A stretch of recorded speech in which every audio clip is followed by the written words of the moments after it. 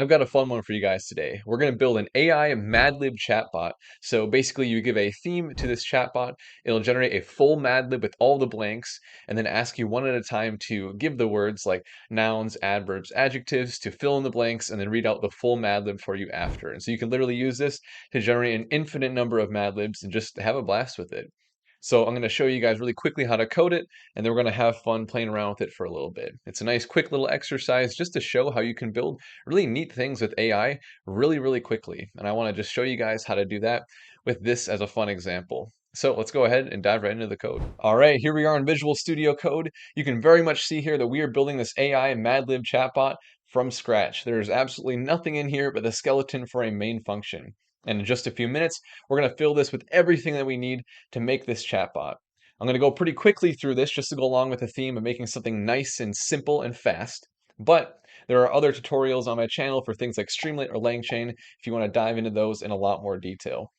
Also, like every video on my channel, there's going to be a link to the code in the description of the video, a GitHub repository if you'd like to follow along. I'll have all the code at madlibs.py, as well as the example environment variable file and the requirements.txt file for the Python packages and their versions. All right, with that, let's go ahead and dive right into the code. So the first thing we're going to do is import all of the Python packages that we need for our Mad Lib chatbot.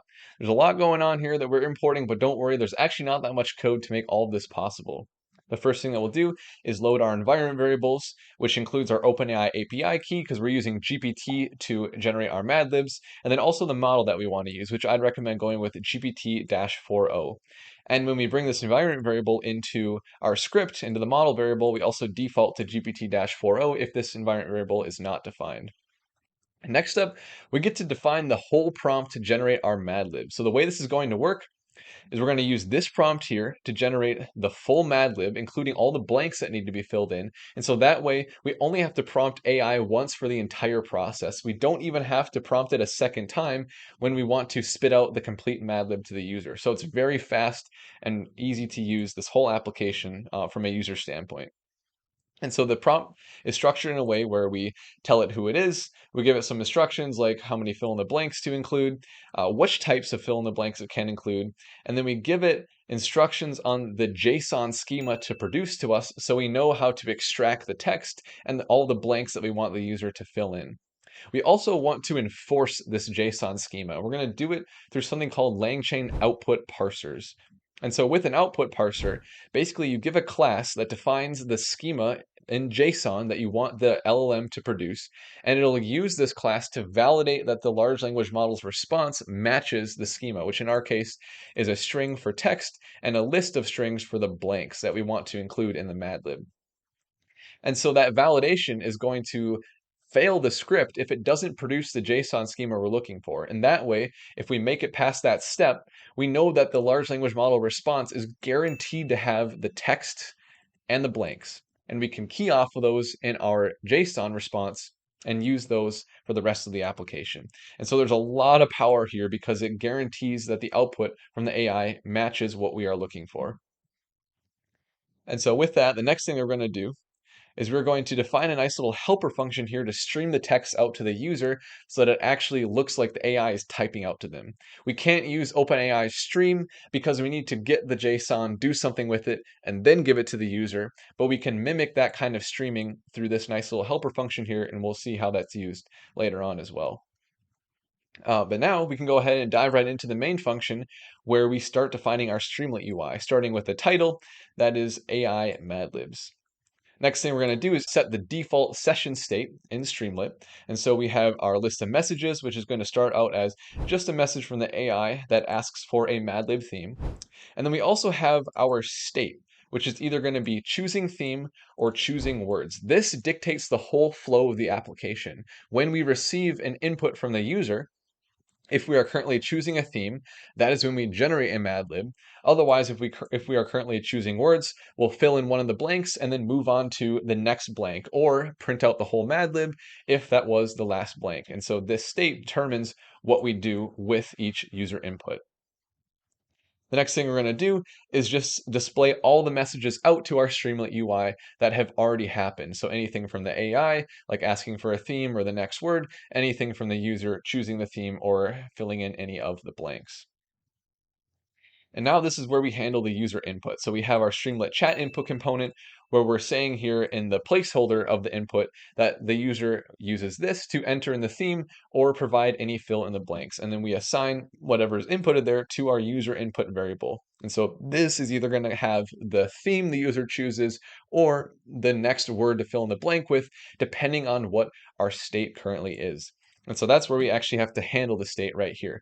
But I guess before we do that, we're going to add the user message to the UI and also to the messages state as well with a human message like this. Now this is where we handle the state. So first we get the state, and then we say, if the current state is choosing theme, then everything in this if statement is handling what happens when the user selects a theme. And so what we're first going to do is define our JSON output parser. Again, this is courtesy of LangChain. A lot of the nice little tools we're using here, like the output parsers and the message types, that's all from LangChain. And within this JSON output parser, this is where we pass in the Mad Lib class that we defined above. And so when the large language model produces a response, it's going to be passed into this JSON output parser to make sure that what the AI produced matches exactly the Mad Lib schema we're looking for with the text and the blanks. And if it doesn't, it will throw an error. So that means that if it doesn't throw an error, then we absolutely know for sure that what we have from the AI is a JSON object that has the text and the blanks. Really, really powerful there, because a lot of times AI can hallucinate and give trash output, and this way we know that it is not trash output. Very, very important. Next, we'll define our chat OpenAI object, so we have what we need to interact with GPT now. And then we'll also define the prompt, which has a single input variable of the theme. So if I actually go up to the prompt here, you can see that where we just have the theme as a single variable, and this is how we inject the theme the user selected into the prompt so the AI knows to generate a Doctor Who Mad Lib or an AI Mad Lib or a sports Mad Lib, whatever that theme might be. And now you can combine all three of these things together into a Mad Lib chain. So this is a LangChain chain where we have the prompt that is fed into our GPT chatbot, which is then fed into our JSON output parser, again, for that validation of the JSON schema. And then we can go ahead and invoke that and set the theme to what the user inputted because we know we are currently processing the user input in the state of choosing theme. So now at this point, if it doesn't fail here because of the output parser, we know we can access the text and the blanks. And so we do that like this to set the session state for the text and the blanks. And then what we do is we print out our first message to the user after the Mad Lib is generated. We don't want to give the Mad Lib to the user, obviously. We would just want to start asking for the blanks to fill in. So we'll say, all right, let's get started. 1 out of, and then the total number of blanks, like 1 out of 20, 1 out of 18, however many blanks it decided to generate for the Mad Lib, and then asks for the very first type of blank, like noun, adverb, adjective, whatever it might be. And this is as an assistant message in the UI. And then what we're going to do is change the state to choosing words. We have now selected a theme and generated a Mad Lib. Now it's time to move on to the next stage. And so then we're going to write all the code to handle if the user inputted something for the choosing words stage. So if that is the case, we're going to replace the first blank that we find in the text with the user input. And this is markdown, so we're bolding it with 2 stars at the start and end of the word the user selected. And then we're going to set the current blanks to the full array of blanks except for the very first blank. We're basically taking that out of the list because we have filled in the most recent blank. Then we're going to get a couple of pieces of information like the number of blanks and also how many are left. And then if there are more blanks that still need to be filled in, we're going to ask the user for the next blank. But if that was the very last blank, then we get to write the full Mad Lib out to the user because now at this point, the text has had all of the blanks replaced with what the user has selected for each blank. And then we'll change the theme back to, or the state rather, back to choosing theme so that the user can go through the whole process again if they want to generate an infinite number of Mad Libs. And so that is it. That is the code. In just like 5 minutes here, we went through the full code for creating this Mad Lib chatbot. So now let's go ahead and just play around with it. All right, here we are in the Streamlit UI for our Mad Lib bot that we just made. And so as promised, we got just one message here saying, give me a theme and I'll make a Mad Lib for you. And so let's go ahead and just pick a random theme. We'll say AI taking over the world. And it won't even take very long here. GPT will generate a full Mad Lib for us and then ask us for the very first blank to fill in. So let's see what it gives us here. It'll give us the JSON, that'll parse it in the back end, and then, yep, here we go. Give us our first blank. So there's 19 in total, and first it's asking for a noun. And so I'll just say something like a soccer ball. All right, now it needs a proper noun. Let's say LeBron James. A plural noun. Let's say wet socks. An emotion, sad. An adjective, dank. Another adjective, a glossy. A noun, let's say truck. An occupation, AI engineer. A plural noun, we'll say monitors. Exclamation, oh my. A place, we'll say my house. Part of the body, earlobe. A verb ending in ing, we will say gaslighting. An adjective, super. Occupation, let's say nurse.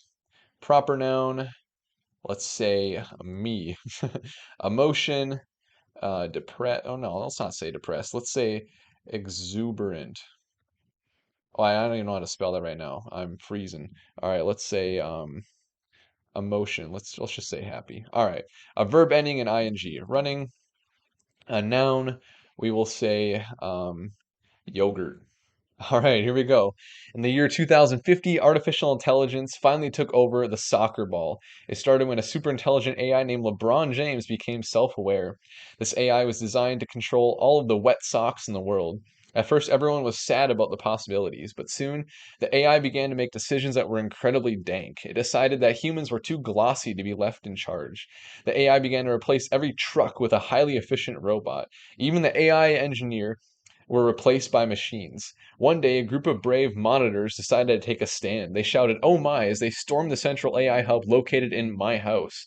With their earlobe in hand, they managed to confront the AI, but the AI had a plan. It started gaslighting all the humans in the vicinity. The situation looked super. Just when all hope was lost, a brilliant nurse named me came up with an idea. They programmed a virus that made the AI feel happy. The AI, now overwhelmed by this new emotion, decided to stop its takeover and instead focus on running the world a better place. And so humanity was saved by the power of yogurt. All right, let's go. I didn't want to be too raunchy here. Typically, that's what you would do, though, to make these Mad Libs really, really funny. But yeah, you can see that like this was super nice and easy. It was quick to use. It was quick to code. This thing was just dope. So yeah, I hope that this was a nice little exercise just to show you how you can combine a lot of the powerful things I've been showing on my channel at this up to this point. And I hope that this was a fun little thing as well, that you can have fun even playing with this with your friends, because I know that's what I'm going to do. So if you found this useful in any way, or if you learned something new, I'd really appreciate a like and a subscribe. And with that, I will see you in the next one.